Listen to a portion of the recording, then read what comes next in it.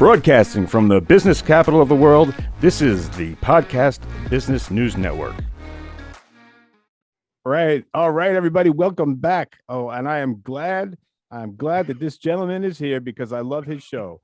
Guys, I'm talking about the owner at P. Thomas Smith Consulting, P. Thomas Smith Coaching. It is Tom Smith. Tom Smith, welcome back to the program. We missed you. Man, I love this. You know, this is going to be so sad when this is over. I look so forward to Mondays and hanging out with you. It's amazing. Well, your show's great, and I understand we're doing a two-parter here that you're gonna bless us with a two-parter. And by the way, I should tell the audience, Tom is a Marine, and he helps so many different people, not just vets, but he helps our amazing vets. And the guy is does such a great program here. You wait till you see what I'm talking about. Tom, anything you want the audience to know before we get going? Because I understand this is a two-parter, which I'm psyched about. It is. You know, I jumped right in when we first started this, Casey. We were talking about because my heart and passion right now today is veterans. You know, because I am a veteran, I've always wanted to help them. All the shows, the first 5-6 shows have been about veterans. But today, man, I'm going back to my roots. Today is going to be almost sharing the history of me. Not that really anyone cares, but the history in itself is what's educational. Not so much about, has nothing really to do with me. So today is not so much about just the research like I got into as far as the brain health of veterans. I'm going to be telling the history that I've experienced in education and working with tens of thousands of young people today. And the reason why it's a two-parter is today I really want to give a background on the education, how it's changed over the last 4 decades. But the kids haven't changed. And the world that they live in today, they have more crap being bombarded at them. And if I can do anything is to be able to reach them and let them know they're special, they're different, they're unique. There's nobody like them in the whole world. Quit listening to what the world's trying to tell you. Find out what your heart and your mind's telling you.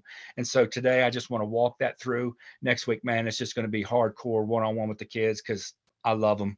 That's awesome. That's great. So you said a lot of things that make a lot of sense, but let me just give you the floor here because I know you got a certain way of doing things, and I find it best to kind of just sit back and watch where you're going. You know, check you out where you're going because you know where you're going. You shotgun with me though, bro, right? I'm here with you, buddy. You my wingman. Yeah, of course. I love it. So I'm gonna date myself now. I graduated in 1981 from Wellsville Memorial High School back in Virginia, and shout out to all my homies from VA. At that time, you could graduate and go to college for 4 years. Your 2 years were the undergrad stuff, your general ed classes, and in 2 years, you got into your major. It took 4 years, on average about 10,000 a year, give or take. That's just traditional public education. And so most kids could be able to do that. Well, that didn't really work out for me that well because I didn't do that well in high school because probably my freshman and sophomore year, I was more in a fog than I was anything. My junior and senior year, I was fortunately with someone that straightened my life out. And so I started getting more serious about being grown up. But I had to go into the military, as we talked about and other shows. That was the choice that I had. So after I got out of the military in 1991, I had the opportunity to go to work for a business college in Charlottesville, Virginia, National Business College. And I took over as the admissions director for the school for the first time in 7 years because I had a passion for young people. Again, when I was in high school, from my freshman year on, I wanted to be a high school teacher. I wanted to be a football and a baseball coach. That was, I thought, my path, but it unfortunately wasn't. But here's the great thing in the beginning. So remember, I wanted to go into the classrooms and make an impact on kids as a teacher. Bookmark that, because what I'm going to share with you is so much bigger and beyond anything that I could have ever done on my own. So I went into this school and stepped into the classroom and found my calling. It was unbelievable from day one. I would go in to speak to the high schools, the juniors and seniors in the high schools in the Charlottesville area. And I found out, wow, dude, this is pretty cool. They're really responding. Mm-hmm. My best friend at the time lived in Seattle. That's how I got out to Seattle and lived there for 5 years. He was a network engineer. He was killing it in the pay-per-click industry at the time, as far as making money, building websites. He was a network engineer. Okay. He had created this world, and I went out to visit him, and I'm like, bro, can we do this with education? And he's like, nobody's ever done that before. I'm like, could you? And he's like, Sure. So long story short, we built this company called College Insider Resources. And what I did was when I got there, I went to work for a business college. Now, this is where I'm going to start educating people about non-traditional schools. Traditional, everybody knows it's colleges and universities. Non-traditionals are the ITTs, the DeVrys, the Westwoods, the Art Institutes. These are schools that have a different accreditation. They do not have the same accreditation as they do for the four-year universities, but they are for profit. That's the key word, for profit. They have some of the most amazing education that they offer, but because they're for profit, that means there's somebody that wants to get paid, whether it's a board member or an investor or whoever it may be. So they lose focus on teaching these kids to do uh, engineering A skill, or a a trade. skill. Thank you. That's exactly what it is. They lose focus of that because they have these people in the background watching the numbers every month going, hey, we want to make more money. So now what happened was with my school that I went to work for in Seattle, they were the Phillips colleges. They had 80 colleges underneath this great big umbrella of various schools. They got busted because they're sending in financial paperwork, financial aid to kids that didn't exist. Oh my God. You're tracking me? Yeah. Yeah. And so I'd only been there several months, and that's where I found my former wife. She was an adult admissions rep on one side of the cubicle, and then I was a high school, and we got in there. But then I got into the schools, and it was so cool because now I'm in Seattle, right? I mean, I'm like, oh yeah, this is going to be fun. Mhm. And so I got to go into all these cultural areas where there was the Asian area, and I love the Polynesian area. You go into homes, and these kids are 15 years old, Samoans, man. They're like 6'2", 270. They're 15, they're like, come on, you want to eat with us? I'm like, Yeah. yeah, I do actually. And so I got to meet all these diverse people, going to all these diverse schools. That school shut down. Mm. A friend of mine worked at ITT Tech. It was up and coming at the time. ITT Tech had 7 schools at the time. They ended up growing to like 80. Same thing. Phenomenal education, Casey. They got busted for the same thing. Everybody gets greedy. All of them. The Art Institute. I worked for Westwood College when I moved to Montana and Colorado. They all get busted because they cannot resist the financial aid money. Do you see what I'm saying? See what you mean. So they crumble. But I became very versed in the trade schools. I couldn't work for the traditional schools because I didn't have the proper degree to be able to work for them. So I kind of competed against them. In the beginning of college fairs, when I worked for these non-traditional schools, parents would come up and would be very arrogant. My kid would never go to a tech school like that. Oh, okay. After about 10 years and people started realizing what a traditional school would get them, they started coming back to the non-traditional schools because we actually could get them jobs that Right. paid well. Right. So the downfall of traditional schools in America started in the beginning of the 90s because what happened, they had their really cool setup of 2 years undergrad, 2-year grad, 4 years, you're in and out. So then they were like, we really need to make more money. How can we do that? Oh, let's start offering these BS, and I don't mean Bachelor of Science degrees, classes, dance Oh. interpretation, basket weaving, art appreciation, music appreciation. So how many dudes roll Appreciate into it. class just stoned, listening to music, going, "Yeah, that's cool right there. That piano part, I would play that." You know what I'm saying? Yeah. And so what happened was they go, "Oh, look at this increase in our budget. Let's add another class." Then they add another class, and then they added another class. A typical 4-year degree now takes 6 years. Don't all the kids watching this that graduate in 4 heads blow up.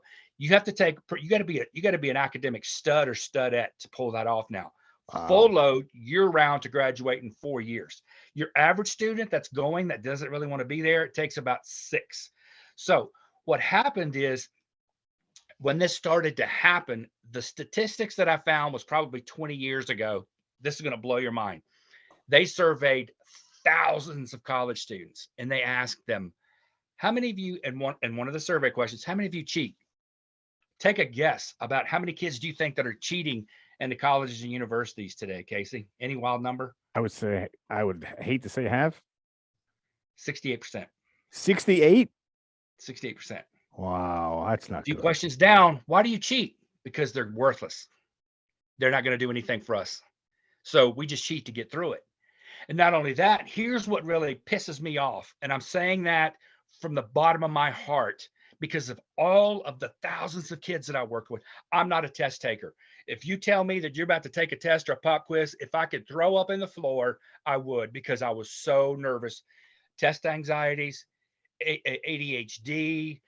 But the kids that take tests, they're like, yeah, bring it. I learned something when I met my first wife. She went to college. She got a marketing degree from Montana State University. And she would hear me talking to all these kids on the phone when I was a recruiter for colleges. And, you know, you look at ACTs, SATs, GPAs and stuff like that. And she said, oh God, I never went to class in college. I go, but you made great grades. She goes, oh, I know. I was just a test taker. And I never really understood that. I'm like, what do you mean? She goes, I didn't have to go to class. I would just go for the review, take notes, and then I knew how to take a test and I'd go in and crush it. Wow. So you didn't really learn anything then, did you? You just took a test. Yeah, pretty much. And I'm like, so here is what I want to break down to raw exposure of our educational system in today. And I mean our high school systems throughout the United States.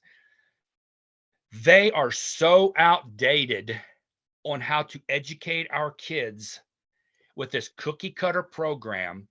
Again, this is not me bashing them because I read an article in some journal. This is because I've been in, I don't know how many classrooms talking to thousands of kids, working with them one-on-one, getting feedback.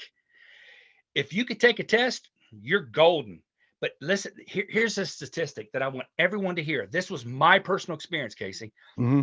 When I would go into classrooms, I had certain things depending upon the age, the class, the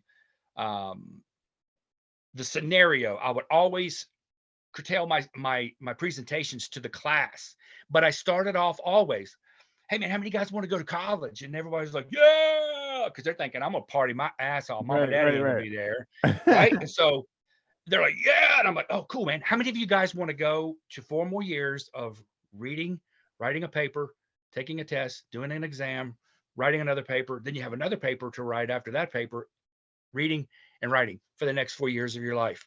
Dude, I mean, silence. They were like, what? Because the kids are not educated to know what's next.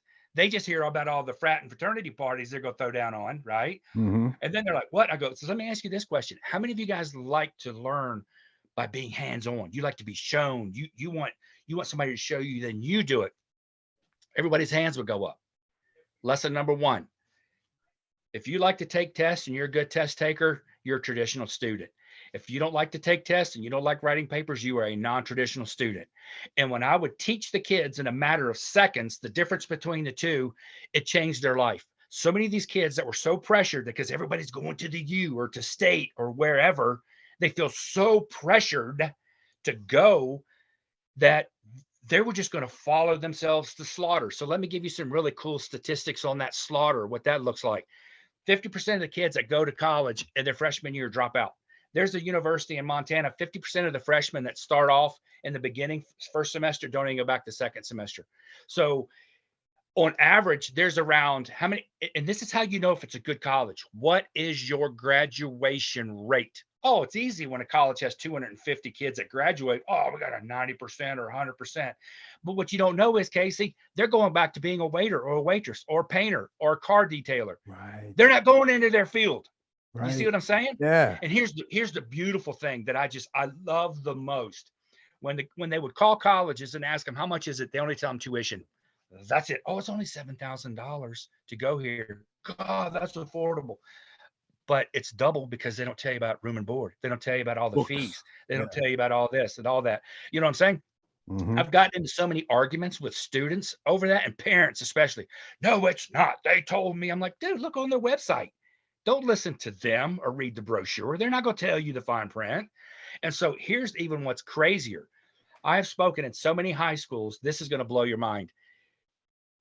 They always try to shove everything down kids' throats. If you don't go to college, you're not going to be anything. There's a whole lot of people would probably like to argue that with you. And so, but what they don't tell you is, on average, the debt of just a typical university is around $50,000. That's after scholarships and grants and blah, blah, about $50,000 to $60,000. if you go to a private school, and I don't mean the top elite, I'm just saying XYZ college, you're probably going to be looking around 60 to 70,000 Wow. in debt. If you go to an elite school, that's 100 and or about 75 to $100,000 a year. You could be looking at, if you're going to get a 6-year degree, a master's or something like that, you could be looking at 100, 150, 200, $250,000 in debt. I have been in classroom after classroom telling these statistics to students, and never fails. There's a teacher in their 30s and 40s that pop up and go, "Oh yeah, I'm still paying on my school loan." Oh my God. On average, it takes, on average, 25 to 30 years to pay it off, unless you have money that you can't. I'm talking average. So don't everybody blow up when you say, "It's not me." Right. You're the exception, because I'm profiling the group. So let's send them off to slaughter. I gave up. I started my own company in 2000. Well, yeah, and then in 2007, my partner I was telling you about, Clef, we partnered up. We built College Insider Resources. It became a huge resource center on the internet. It was the most advanced college web on the internet as far as educational material. That's where we had our scholarship. We put it through FastWeb, which is the largest congregate of scholarships, still are. They would send them out to all these kids. Long story short, and I think it was 07, during that year of us working together, we generated 1.5 million leads. 200 to 250,000 was from other countries. Casey, I've talked to kids from India, Germany, Wow. Asia, Russia, Australia, that would sign up for FastWeb. FastWeb would send out our scholarship informations, and in that year we gave away $57,000 in scholarships. We had 1.5 million leads, and we had 1 million unique visitors a month for a year. Wow. We killed it. Okay. Yeah, And so that's saying I started doing vignettes, 3 minutes shows, and Cliff would take them. I would shoot them like we're doing now, and I would put them up. 68,000 people averaged a month that would follow these shows. Wow. So I knew a little bit about what was going on. And so once I started that, this is kind of an off note, but in 2000, I bought a sports franchise because I moved to Montana. I looked around, there's nobody in the stands recruiting these kids because they're phenomenal. So I bought a sports franchise. Long story short, it was a scam. And when I got down to Kissimmee, Florida to train for the franchise owners, I figured it out pretty quickly, and I started raising a lot of red flags. Again, long story short, we started filling to the Attorney General in Florida about it, and Dateline NBC called me and said, "Hey, do you know anything about this?" And I'm like, "Oh yeah, I'll tell you whatever you want to know." I was on Dateline NBC featured. They flew up here and shot, and then 2 weeks later, I was at the NBC studios doing the John Walsh show, the same thing. So that was my 15 minutes of fame, right? Wow. But I knew what I was doing. Yeah. And so I went on to help a lot of kids in Montana go on to play college athletics. I saved most of them around 50% off of their income and tuition, because I know strategies. You can still to this day go on YouTube, go into the search, look up Tom Smith paying for college. Tom Smith paying for college. Part 1 is about 30 minutes of me doing educational presentation. It's free. If you are not a parent watching this with your kid, you just lost thousands of dollars. If you don't believe me, try me. Part 2 was about scholarships for athletics. That's only about 15 minutes long. Still on there today, free. Go look at it, because I do strategies. Because if you are a non-traditional student, you are never going to make it in a traditional college, because you're like me. I could give a really crap about most of the stuff that they talk about. I have to get right into it. If more, probably 70% of the kids today should be able to look at going into a non-traditional school. Here's something I'm going to throw out to kind of set up a little bit for next week's show. Perfect. This is kind of a setup. The kids that are making it today in society, if you're going to be a white collar worker, everybody knows who that is. You have no choice. You have to go to a traditional school. Pick the right one. That's where I come in. I don't have algorithms in a computer system that I programmed. It's all right here, Casey. Yeah. I know profiles, dude, like the back of my hand. I know kids' statistics. I couldn't tell you my birthday, but I could tell you statistics of kids, their academic and athletic profile from 25 years ago. Yeah, right. Know, my head's a machine. Look at the military. It scares everybody because of all the bull crap that you hear on TV. Dude, they have the best training for medical, for welding, for counseling, for my oldest son went on a track scholarship for a year, dropped out because he knew it was a waste of time. He's waiting to go into the Coast Guard to become an executive chef. Wow. The dudes that cook at the White House are Coast Guard executive chefs. He wants to become an executive chef and travel the world and feed people. It's awesome. Don't drink the Kool-Aid. Mom and dad, don't drink the Kool-Aid. You don't have to go. Look at these schools because they're no longer teaching, they're indoctrinating. Learn about your love, your passion, your goals. And what I want to talk about in the next segment is straight up the kids. My relationship with them has been amazing since 1984 when I coached my very first football team. Kids are my love and my passion. I'm the coolest old dude that they've ever met. I have two 21-year-olds, a 19-year-old, and unfortunately we lost a 17-year-old a couple of years ago in a car accident. So I grew up with a house full of dudes, you know what I mean? And I've walked through all of their life. We have the most amazing young people in our country today that you never get to hear about, Casey. And I want to bring them to the forefront. I want to get into the face of those liberals and the woke and let them know they're kids that run circles around you people. And I want to talk about these kids to America that they never, ever have a voice. And I want people to know how amazing they are. And if we can get them dialed in and cut off from all the BS that's going on in the world and let them flourish, bro, we're going to be in good shape. Nice. That's awesome. Hey, I love this. And I love the second part. Let me just give you the last word here. Anything you want to leave us with and tell us how to get a hold of you. Another great one, man. Yeah. P. Thomas Smith Counseling. So it was kind of, when I thought about it, you know, counseling comes to you're sitting in a doctor's office and they're sitting in the chair, you know, doing psychological counseling. Yeah. But counseling to me is I've been an educational consultant. That's counseling. I've been a career and college and career. If kids want my help, I'm here for you. P. Thomas Smith Counseling at gmail.com. P. Thomas, you can now go on to, YouTube, and I've got my own YouTube channel. So you can just go in the search bar and put P. Thomas Smith Counseling and all of our shows pop up. Awesome. And I'm going to continue to congregate that. And grow it, but reach out if you have questions.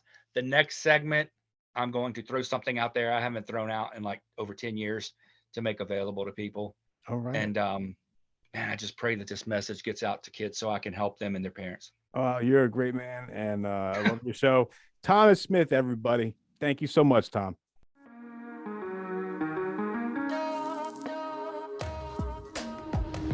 Broadcasting from the business capital of the world, this is the Podcast Business News Network.